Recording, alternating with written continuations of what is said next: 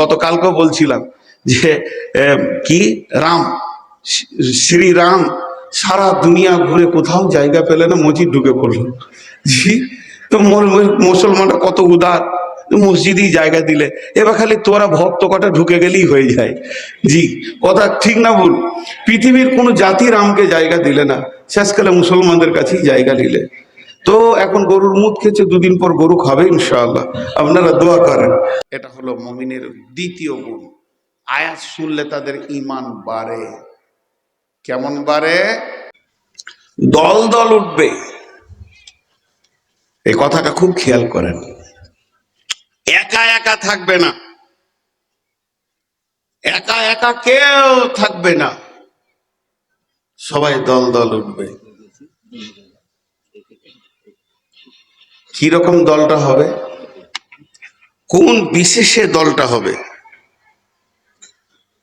ভাষা, বাঙালিরা এক জায়গায় উঠবে, ইংরেজি যারা বলে তাদের দল আলাদা হবে, আরবি যারা বলে তাদের দল আলাদা হবে কিয়ামতের মাঠে, ফার্সি যারা বলে তাদের দল আলাদা হবে, হিন্দি যারা বলে তাদের আলাদা হবে। জি না, দলটা কি নিয়ে হবে? তাহলে পুরুষের দল আলাদা, নারীর দল আলাদা? জি না। তাহলে কি দিয়ে হবে? দেশ বিশেষে ভারতের লোক এক জায়গায় থাকবে, পাকিস্তানের লোক এক জায়গায় থাকবে, সৌদির লোক এক জায়গায় থাকবে, বাংলাদেশের লোক এক জায়গায় থাকবে? জি না, দলটা হবে আমলের উপরে। কেমন? সারা পৃথিবীর যত কাফের আছে তাদের দল একটা হবে, সারা পৃথিবীর যত মুশরিক আছে তাদের দল আলাদা হবে, জালেমের দল আলাদা হবে, ফাসিকের দল আলাদা হবে, মুনাফিকের দল আলাদা হবে, মুমিনের দল আলাদা হবে, মুত্তাকির দল আলাদা হবে, সালেহিনের দল আলাদা হবে, শহীদের দল আলাদা হবে, আলিমের দল আলাদা হবে, হাফিজের দল আলাদা হবে। এইরকম ভাবে কিয়ামতের মাঠে গ্রুপ গ্রুপ হয়ে থাকবে। আল্লাহ সূরা নাবাতে বলছেন, ওয়া নুফিকা ফিস-সূরি ফাতাকুনা আফওয়াজা, যখন ইসরাফিল সূর ফুঁকবে তখন মানুষ দল দল কিয়ামতের মাঠে উঠবে। দলটা বুঝা গেল? আমার বক্তব্য শেষ টেনে দিলাম। এবার মেন আয়াত যেটা পড়েছি সেখানে পৌঁছে যাচ্ছি। আমি এতক্ষণ যা বকলাম সেটাকে আমি 1 মিনিটে গুছিয়ে নিব, মেন আয়াতে চলে যাব। আমার এতক্ষণের বক্তব্যের বিষয়বস্তু এটাই ছিল, যে জায়গায় আছি এর নাম দুনিয়া, ধীর গতিতে আগাতে রয়েছি কিয়ামতের দিকে। একদিন কিয়ামত হবে, সেদিন মানুষ দল দল দল দল উঠবে। উপস্থাপনা শেষ। আজকে বক্তব্যের বিষয় হচ্ছে মুমিন। আজকে বক্তব্যের বিষয় হচ্ছে মুমিন। সকলে মহব্বতের সঙ্গে একবার বলি, আজকে বক্তব্যের বিষয় কি? মুমিন। তাহলে মুমিনের একটা দল আলাদা হবে, মুমিনের একটা দল আলাদা হবে। আর কিয়ামতের মাঠে ঠিকানা কয়টা থাকবে? 2টি। ফাআম্মা মান তাগা ওয়া আসারাল হায়াতাদ দুনিয়া ফাইন্নাল জাহিমা হিয়াল মাওয়া ওয়া আম্মা মান খাফা মাকামা রাব্বিহি ওয়া নাহান নাফসা আনিল হাওয়া ফাইন্নাল জান্নাতা হিয়াল মাওয়া। আল্লাহ তাবারাক ওয়া তাআলা বলছেন, একটা জায়গার নাম হবে জাহান্নাম, আর একটা জায়গার নাম হবে জান্নাত। আজকের পৃথিবীতে Bharat, Pakistan, Saudi, Sudan, New Zealand, বললেন আর কিছু আর কিছু আর কিছু। আর পৃথিবীর বুকে অনেক দেশ, অনেক জেলা, অনেক রাজ্য, হাজার হাজার থানা, সেগুলো কিছুই থাকবে না, ভেঙে চুরমার হয়ে মাত্র দুটি ঠিকানা হবে। আর যতগুলি মানুষ কিয়ামতের মাঠে উঠবে তারা ওই দুটি ঠিকানায় চলে যাবে। সেদিন যে কিয়ামতকেও ধ্বংস করে দেওয়া হবে। কিয়ামত একদিন শুরু হবে, কিয়ামত একদিন শেষ হবে। কবর একদিন শুরু হয়েছে, একদিন কবর শেষ হয়ে যাবে। সব জগতের শুরু আছে, শেষ আছে। জান্নাত আর জাহান্নামের জগতের শুরু আছে, শেষ নাই।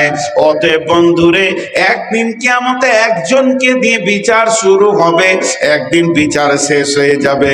আর আপনার কিনা আরশ থাকবে না, আর আল্লাহ সিংহাসন থাকবে না, নেকি বদি ওজন করা হবে না, দাড়ি পাল্লা থাকবে না, পুলসেরা থাকবে না, ডান হাতে বাঁ হাতে সার্টিফিকেট দেওয়া হবে না। কিয়ামতকে গুটিয়ে শেষ করে দিয়ে দুইখানা ঠিকানাতে পরিণত হয়ে স্টপ হয়ে যাবে। একটার নাম হলো জান্নাত আর একটার নাম হলো জাহান্নাম। একটার নাম হলো জাহান্নাম আর একটার নাম হলো জান্নাত। একটার নাম হলো জান্নাত আর একটার নাম হলো জাহান্নাম। তিন নম্বর কোনো জায়গা থাকবে না। এরপরে ওই কিয়ামতের মাঠে যতগুলি লোক দল দল উঠেছে, কিছু গ্রুপ জান্নাতে যাবে, কিছু গ্রুপ জাহান্নামে যাবে, কিছু গ্রুপ জান্নাতে যাবে, কিছু গ্রুপ জাহান্নামে যাবে। জাহান্নাম যাবে কে? গুনাহ করেছে যে। জান্নাত যাবে কে?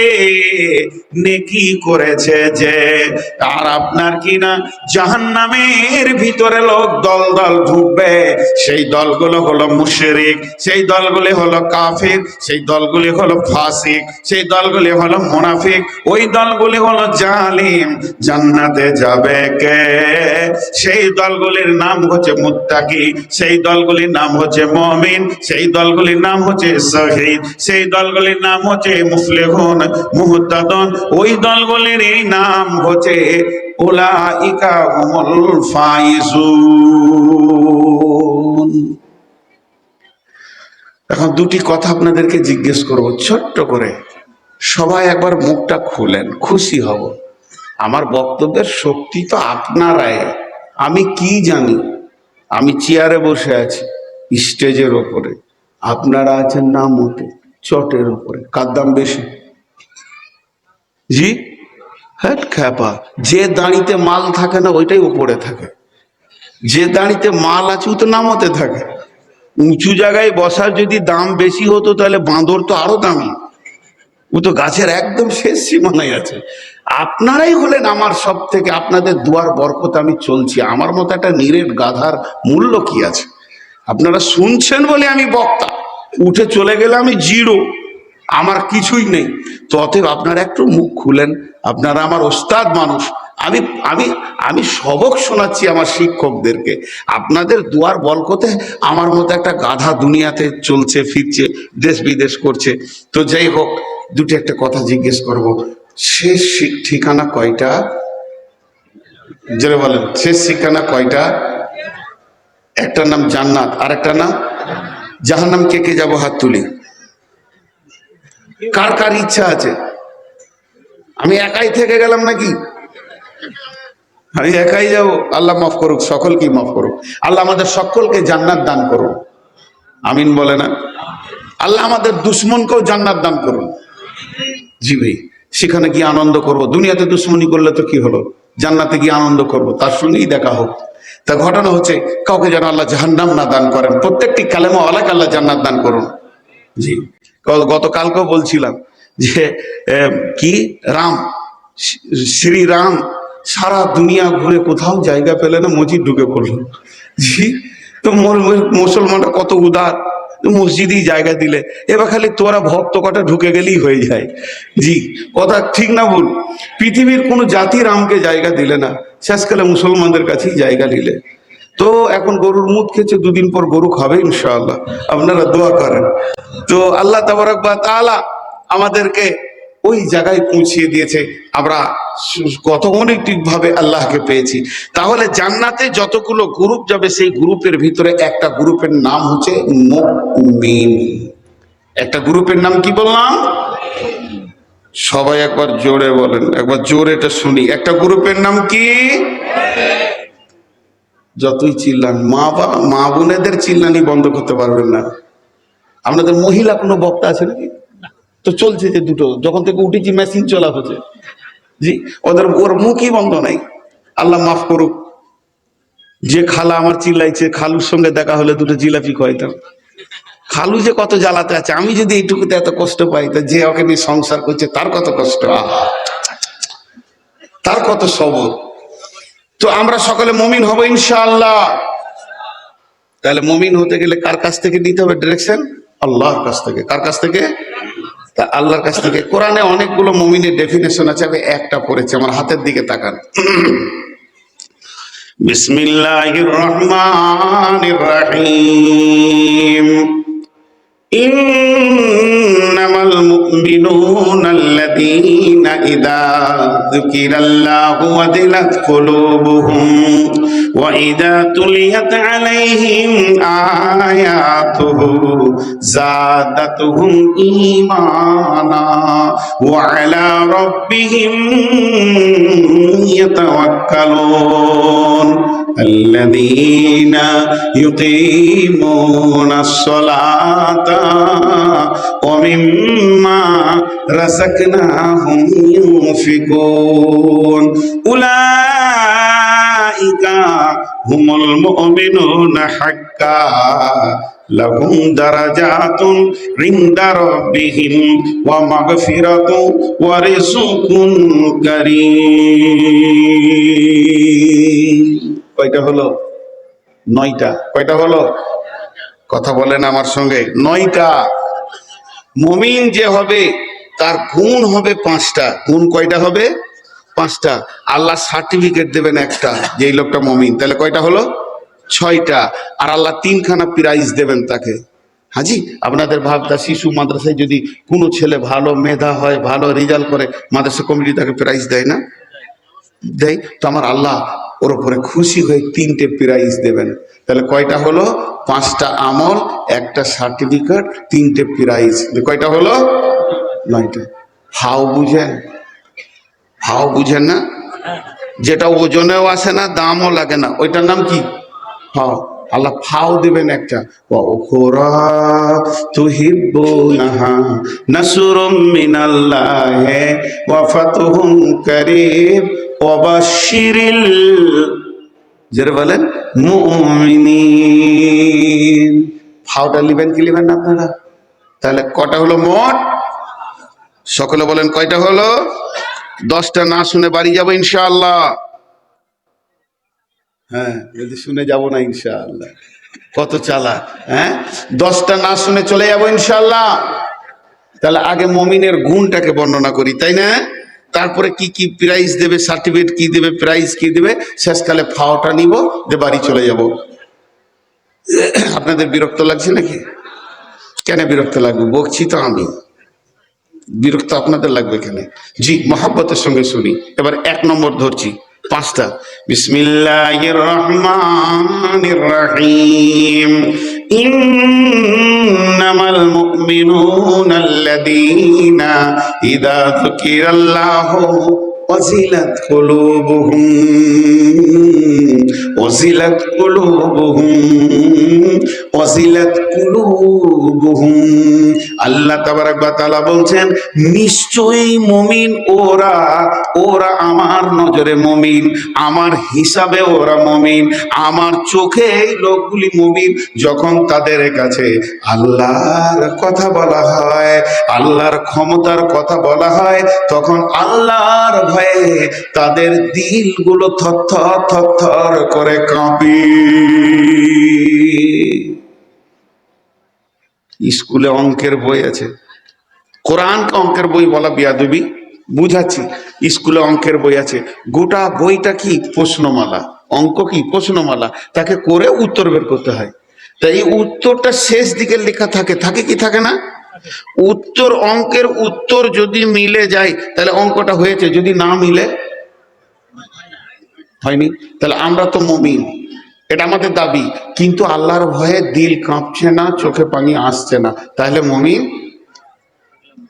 অঙ্কে মিলছে না, কোরআন হলো আমাদের জিন্দেগি সে মিলাতে হবে, মিলছে না, তাহলে আমরা মুমিন, এটা কোনো ধোঁকায় আছে, ধোঁকায় আছে। যদি আপনার আমার চোখে পানি আসে আল্লাহর ভয়ে, আল্লাহর কাছে যেতে হবে, হিসাব দিতে হবে, এই ভয়ে যদি আপনার আমার চোখে পানি আসে তাহলে জানতে হবে আমি মুমিন হয়েছি, নচেত আমি এখনো মুমিন হতে পারিনি, মুমিন হতে পারিনি। যেহেতু কোরআন বলেছেন মুমিনের প্রথম নম্বরে কোন হচ্ছে যখন তার কাছে আল্লাহর কথা বলা হবে, আল্লাহর পাকারের কথা বলা হবে, আল্লাহ ধরবে এই কথাটা বলা হবে, তখন তার দিলটা থরথর থরথর করে কেঁপে উঠবে আর চোখ দিয়ে ঝরঝর করে পানি বইবে। যদি তার দিল কাঁপে এবং চোখ দিয়ে পানি বের হয়, আমার আল্লাহ বলছেন কোরআনের মাপকাঠিতে তুমি মুমিন হয়ে গেছো, তোমাকে আর কোনো চিন্তা করতে হবে না। বিশ্ব নবী বলছেন ওয়ারাজুলুন যাকারাল্লাহ খালিয়ান ফাফাযাত আইনাহু, এমন কিছু লোক আছে যারা গভীর রাত্রিতে উঠে যায়, তাতাজাফা জুনুবুহুম আনিল মাজাজি'i ইয়াদউনা রাব্বাহুম খাওফাও ওয়া তামা, গভীর রাত্রিতে লেপটাকে সরিয়ে দিল, আল্লাহর ভয়ে উঠে উজু করে 2 রাকাত সালাত পড়ে দুউনা রাব্বাহুম, রবকে ডাকতে শুরু করলো, খাওফাও ওয়া তামা, ভয় এবং আশার ভিতর দিয়ে, ওয়া মিম্মা রাযাকনাহুম ইউনফিকুন, এবং নিজের রুজি থেকে আল্লাহর রাস্তায় দান করবে, আর গভীর রাত্রিতে আল্লাহর ভয়ে চোখের পানি পড়বে, ওই লোকটাই হচ্ছে মুমিন। খালি কোষ্টি পাথর দিয়ে নিজের গায়ে একবার লাগিনি, আমি কাঁদি তো, যদি আপনার বিবেক আপনাকে বলে হ্যাঁ তো মুমিন, না তাহলে মুমিন নাই, কোথাও ভেজাল আছে। রাস্তায় কাঁদার অনেক লোক এখন পাওয়া যাবে, কাঁদছো কেন? আব্বা মারা গেছে। কাঁদছো কেন? মা মরেছে। তুমি কাঁদছো কেন? ভাই অ্যাক্সিডেন্ট করেছে। তুমি কাঁদছো কেন? পাটের গোডাউনে আগুন লেগে গেছে। তুমি কাঁদছো কেন? আমার লরি পাল্টি হয়ে গিয়ে 5.5 লক্ষ টাকা নষ্ট হয়ে গেছে। কাঁদার অনেক রাস্তা আছে, অনেক আছে, কিন্তু একটা লোক খুঁজে বার করেন। কাঁদছো কেন? আল্লাহর ভয়ে কাঁদছি, জাহান্নামের ভয়ে কাঁদছি। নাই, আছে, নাই বলিয়েন না। যতদিন পৃথিবী থাকবে ততদিন এরা থাকবে, কিন্তু এরা একদম গোপন জায়গায় চলে গেছে, খুব কম আছে। কোরআন হাদিস বলেছেন লা সালাতা লা তাকুমুস সাআতা ফিল আরদি হাত্তা ইউকালা আল্লাহ, আল্লাহওয়ালা যদি না থাকতো তো পৃথিবী ধ্বংস হয়ে যেত। আছে, আছে, কিন্তু এত গুনাহ চলছে পৃথিবীতে, গুনাহগার এত বেশি হয়ে গেছে, তাদেরকে চোখে খুঁজে পাওয়া যাচ্ছে না, তাদেরকে চোখে খুঁজে পাওয়া যাচ্ছে না। গভীর রাত্রিতে হু হু করে চোখের পানি ফেলবে। মুমিনের প্রথম নম্বরে গুণ, সে কাঁপবে, থরথর থরথর করে কাঁপবে, সে কাঁপবে। ভাইয়েরা আমার, সাহাবীটার নামটা আমি ঠিক করে দিতে পারছি না, হয় আইয়ুব আনসারী হবে কিংবা হযরতে আবু দারদা রাদিয়াল্লাহু আনহু হবে। সম্ভব এই এই এই এই এই চা গুঁড়ো আমি খাবো না, কাউকে খেতে দেবো না। চা যদি খাবে তাহলে বায়ান বন্ধ করে চা খেতে হবে। কোরআন ও হাদিসের বক্তব্য চলবে আর তুমি চা খাবে, তাহলে এরা চা খাবে, যে কটা সামনে বসে আছে এরা কি পাপ করে এসেছে না? এটা বেয়াদবি ভাই। রাসূলুল্লাহ সাল্লাল্লাহু আলাইহি ওয়াসাল্লাম বলেছেন 3টে জিনিসকে পর্দা, মহিলা পর্দা, টাকা পয়সা পর্দা এবং খাদ্যদ্রব্য পর্দা। আল্লাহ রসুল বলেছেন তিরমিজি শরীফের হাদিস, লোভনীয় খাবার গোপনে খাও। যদি তোমার ছেলের হাতে একটা কলা বা লেবু দাও যেন আরেকটা ছেলে দেখতে না পায়, তাকে গোপনে খাওয়া, আর যদি ও দেখে তো ওকেও একটা দাও। আল্লাহ রসুল বলছে তোমার বাড়িতে যদি মাংস রান্না হয়, মাংস না দিতে পারলে সুরোটাও পাশের বাড়িতে পৌঁছাও। অনেক হিসাব আছে। চা হচ্ছে ঠান্ডার সময় লোভনীয় খাবার। আমি শুরু করে টানবো আর এখানে 1000 লোক বসে আছে, এরা মনে মনে করবে আমরা কি কপাল পোড়া রে। জি, এটা ভালো নয় ভাই, রাগ করিয়েন না। আবার আপনারা রাগ করলেন নাকি? রাগ করিয়েন না। মানে আমি এইভাবে চলি তাই বলছি। আর এটা আমার সুগার, জিভটা চিটিয়ে যায়, জিভ জড়িয়ে যায়, পানি খায় না, একটু করে জিভটাকে স্লিপ করি। তো আল্লাহর ভয় কাঁদবে। সাহাবিটার নামটা আমি ঠিক বলতে পারলাম না, তো বেশিরভাগ আবু দারদার কথা বলছি। শুয়ে আছেন কোথায়? বিবির জাঙ্গে। কালকে বলেছি আব্দুল্লাহ ইবনে রাওয়াহার কথা, ও বিবির জাঙ্গে শুয়েছিল। এটার সাথে এটা পার্থক্য আছে। কি পার্থক্য আছে? ঘটনার শেষ দিকটা, ঘরে কেউ নাই, গোটা ঘর খালি, স্বামী স্ত্রী দুজন আছে। পৃথিবীর সব থেকে মধুর টাইম বলা হয়েছে এটাকে। দুজন জওয়ান, দুজনের ভিতরে যৌবন উত্তাল পাত্তাল করছে, কেউ বুড়িয়ে যায়নি, কারো যৌবনে ভাঁটি পড়েনি। তো হযরত আবু দারদা শুয়ে আছে বিবির জ্যাঙ্গে মাথা দিয়ে। ভালো করে শুনেন, বালিশটা কত সুন্দর, আর বিবি তার নরম নরম হাতগুলি নিয়ে স্বামীর মাথার চুলগুলিকে বিউলি করছে, দাড়িগুলোকে শ্বশুর দিয়ে নাচছে, দুজনে গল্প করছে। গল্পটা কিসের? না স্বামী স্ত্রী যেমন প্রেম আলাপের গল্প হয়, ওই রকম গল্পে দুজনে মেতে রয়েছে। এমন সময় হযরতে আবু দারদার চোখ দিয়ে ঝরঝর করে পানি বের হয়ে আসলো। তখন ওর বিবি বলছে, আপনি কাঁদছেন কেন? ওর কান্না দেখে বিবিও কেঁদে ফেলেছে। বিবিকে বলছে, বিবি রে তুমি কাঁদছো কেন? বিবি উত্তরে বলছে, আপনি কাঁদছেন এই জন্য আমি কাঁদছি, তবে আমি কাঁদছি কেন এটা আমি পরে বলবো। আপনি আগে কান্না কেন করেছেন এই কথাটা কি আমি জানতে পারি না? তখন ওই সাহাবী বলছেন, বিবি রে, আমার বেগম রে, তুমি কান করে শোনো, আমি তোমার নরম জ্যাংটাকে বালিশ বানিয়েছিলাম, আর যখন জ্যাঙ্গে মাথা থাকবে, হে বন্ধুগণ, হে আমার মা, ওরে আমার বেটি, একটা পুরুষের জন্য সমস্ত ভোগগুলি তার মাথার কাছে রয়েছে। এই রকম যৌন চেতনার অবস্থাতে ওই লোকটা কাঁদছে। তখন বিবিকে বলছে, বিবি রে, তোর নরম জ্যাংটাকে আমি কত সুন্দর বালিশ বানিয়েছি, আর তোর সঙ্গে আমি প্রেম যমুনায় নেমে গেছি, বহু দূর জোয়ার ভাটা খেলছিলাম, দিলের ভিতরে মিজাজের মধ্যে যেন যৌবন উতাল পাতাল করছিল। এমন সময় কে যেন আমার বিবেক আঘাত দিয়ে একটা কথা বললে, রে আবু দারদা, তুমি তোমার বিবির জ্যাং নরম পেয়ে যাওয়ার কারণে আল্লাহর কবরকে ভুলে যেও না, ভুলে যেও না, ভুলে যেও না। আজকে যে মাথাটা তোমার তোমার বিবির জাঙ্গের উপরে আছে, এই মাথাটা আগামীকাল কবরে মাটির ভিতরে লুটোপুটি করবে রে আল্লাহর গোলাম। তুমি কেমন করে আল্লাহর কবরকে ভুলে গেছো? আবু দারদা বলছে, বিবি রে, যখন ওই কবরের অন্ধকার ঘর এবং আল্লাহর পাঠানো ফেরেশতা হিসাব নিকাশ এবং সেই মাটির দেহ মাটিতে পড়ে থাকবে, এই ঘটনাটা আমার মাথায় এলো, তখন আমি সব ভুলে গিয়ে নিমিষের ভিতরে আল্লাহর ভয়ে কাঁদতে শুরু করলাম। এবার তুমি বলো, তুমি কেন কাঁদছো? ও মা আমার, বোন আমার, যেমন স্বামী তেমনি বিবি। বিবি বলছে, স্বামী আমার, বিবি মেয়েদের প্রতিধন হলো সব থেকে দামি ধন, পৃথিবীর সব থেকে বড় সম্পদ হচ্ছে প্রতিধন। আর আপনি আমার উপরে রাজি আছেন, আমার মা পা আমার জায়গাতে মাথা রেখে আছেন।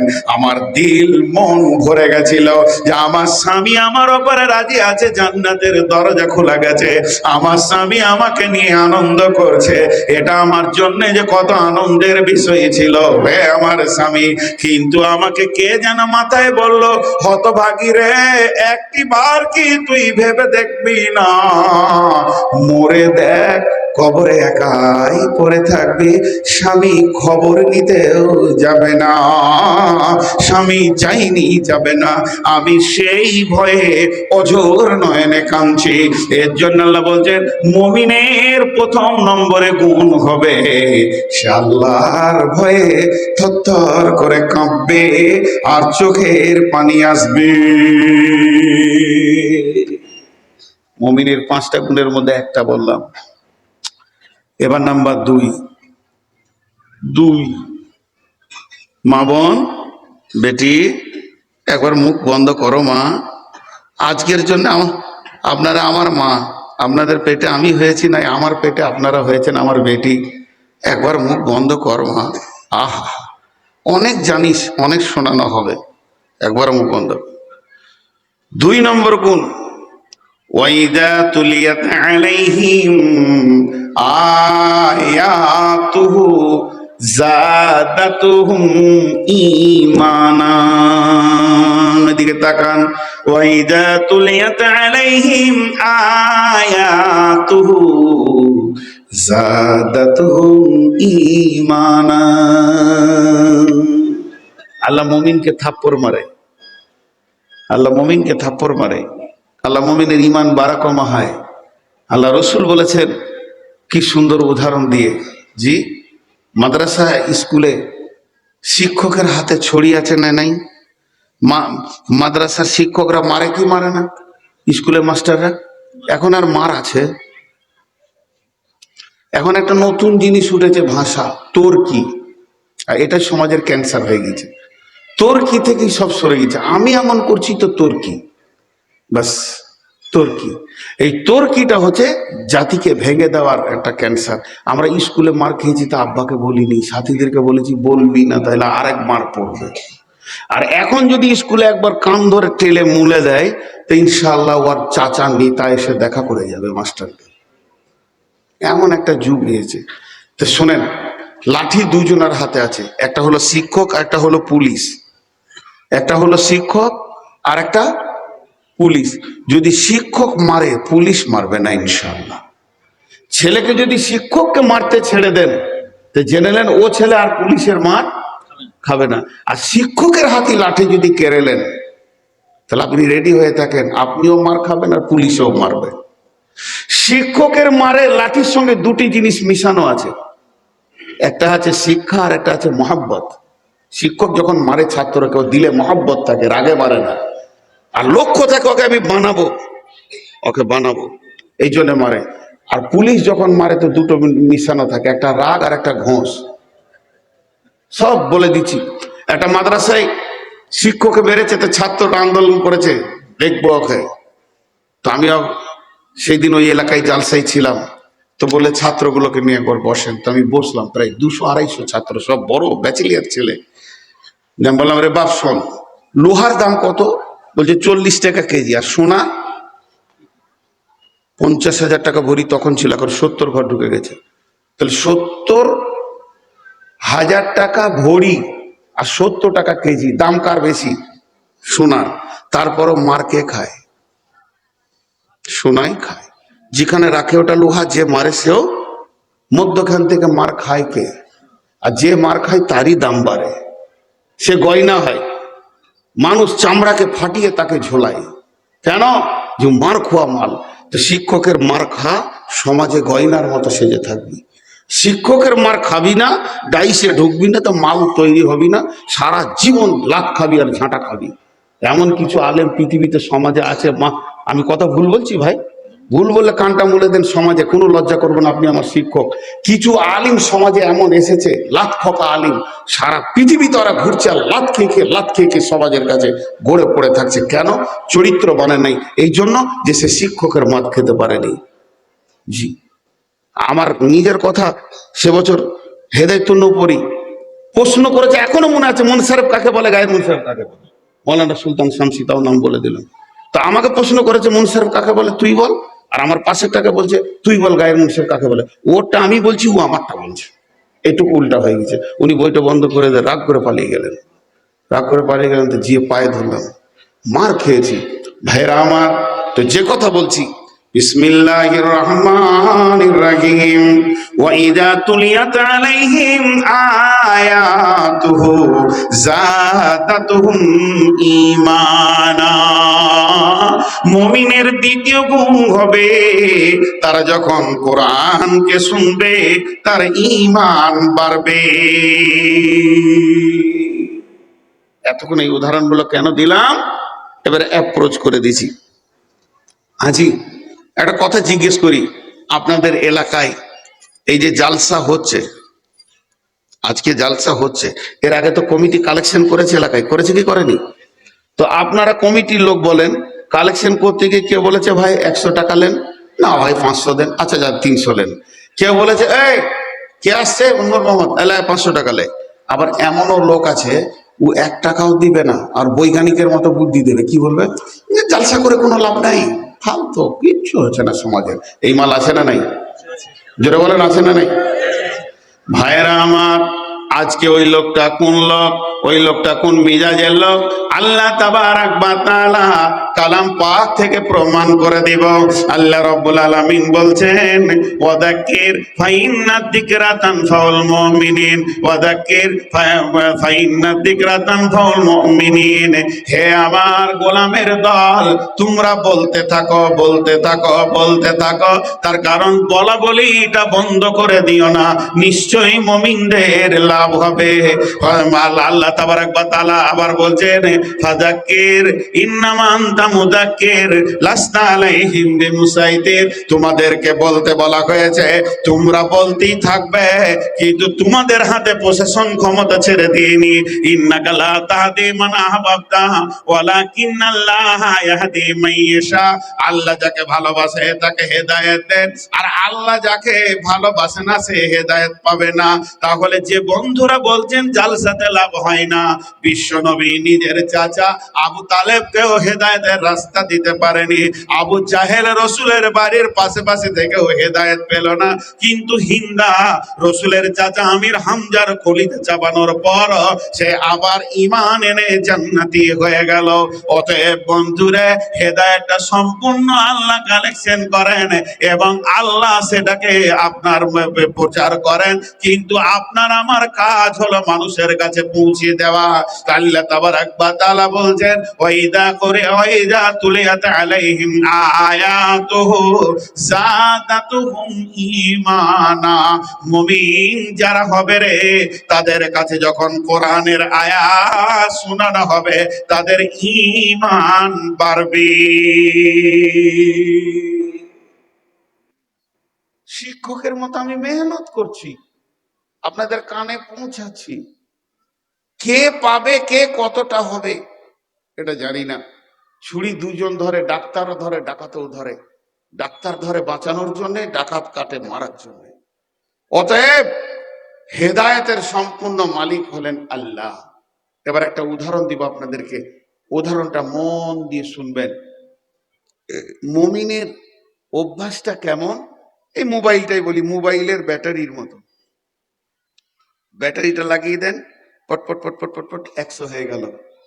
এবার ব্যবহার করেন, হ্যালো, কিছু দেখেন, জালসা শুনেন, গজল শুনেন, আবার ফেসবুকে কিছু খবর শুনেন, ব্যাটারি কমতে থাকবে, কমতে থাকবে, আবার লাগিয়ে দেবেন, আবার বেড়ে যাবে। আল্লাহ বলছে মুমিন হলো পৃথিবীতে ওই রকম। তারা কি করবে, তারা যখন জালসার মাহফিলে বসবে, ওয়াজ মাহফিলে বসবে, খুতবা শুনবে, মসজিদে কোনো বায়ান শুনবে, ইমামের কাছ থেকে কোনো হাদিস কোরআনের কথা শুনবে, তো তার ঈমান বাড়বে। আর যখন সে ঘর সংসার, ছেলে পিলে, বউ বিটি, ব্যবসা বাণিজ্য, চাকরি বাকরিতে মেনে যাবে, তখন ঈমান কমতে থাকবে। আবার যখন তারা বসবে কোরআনের মজলিসে, তার ঈমান বাড়বে। এটা হলো মুমিনের দ্বিতীয় গুণ। আয়াত শুনলে তাদের ঈমান বাড়ে। কেমন বাড়ে? মুমিনের মতো। এবার একটা উদাহরণটা মন দিয়ে শোনেন। একটা ছেলে আপনার এই ভাবতা বাড়ি, ও দিল্লিতে 10 বছর 15 বছর ছিল, ভালো ব্যাটারি রিপেয়ার করা শিখে এসছে। দেশে এখন গাদা টোটো, ব্যাটারির কাজ এত চলছে, মোড়ে মোড়ে 4টা 5টা করে ব্যাটারি রিপেয়ারের দোকান চলছে। উইও একটা ব্যাটারি রিপেয়ারের দোকান খুলেছে।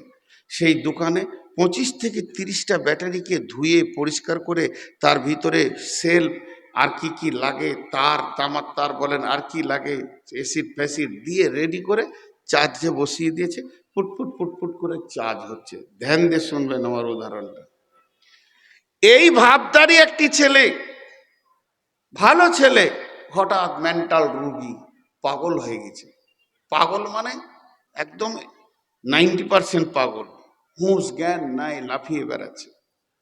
ও একটা হাতে এরকম প্লাস্টিকের জার ছিল, ওই ব্যাটারির দোকানে গিয়েছে, বলছে ওই কি করছিস?